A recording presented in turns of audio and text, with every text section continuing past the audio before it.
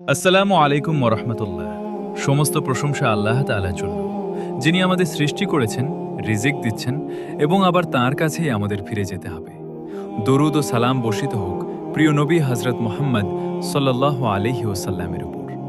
প্রিয় ভাই ও বোনে, একটি গুরুত্বপূর্ণ বিষয় নিয়ে কথা বলতে চাই, আমাদের জীবন ও আখিরাতের প্রস্তুতি। আমরা এই দুনিয়াতে এসেছি অল্প সময়ের জন্য, কেউ 50 বছর, কেউ 60 বছর, কেউ হয়তো তারও কম, কিন্তু আখিরাত সেটা চিরস্থায়ী। তাই একজন বুদ্ধিমান মানুষ সেই যে দুনিয়ার চেয়ে আখিরাতকে বেশি গুরুত্ব দেয়। আল্লাহ তাআলা কোরআনে বলেন, এই দুনিয়ার জীবন শুধু খেলাধুলা ও বিনোদন, আর আখিরাতই হলো প্রকৃত জীবন। কিন্তু দুঃখের বিষয়, আমরা অধিকাংশ মানুষ দুনিয়া নিয়েই এত ব্যস্ত হয়ে পড়েছি যে আখিরাতের কথা ভুলে যাচ্ছি। নামাজ পড়ার সময় নেই, কোরআন পড়ার সময় নেই, কিন্তু মোবাইল, ফেসবুক, ইউটিউব এসবের জন্য ঘন্টার পর ঘন্টা সময় চলে যায়। প্রিয় মুসলিম ভাই, একবার চিন্তা করুন, যদি আজকেই আমাদের মৃত্যু হয়ে যায়, আমরা কি প্রস্তুত? আমাদের আমল কি যথেষ্ট?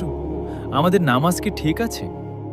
রাসূল সাল্লাল্লাহু আলাইহি ওয়াসাল্লাম বলেছেন, কিয়ামতের দিন সর্বপ্রথম যে বিষয়ে হিসাব নেওয়া হবে তা হলো নামাজ। তাই আমাদের প্রথম কাজ হওয়া উচিত 5 ওয়াক্ত নামাজ ঠিক করা।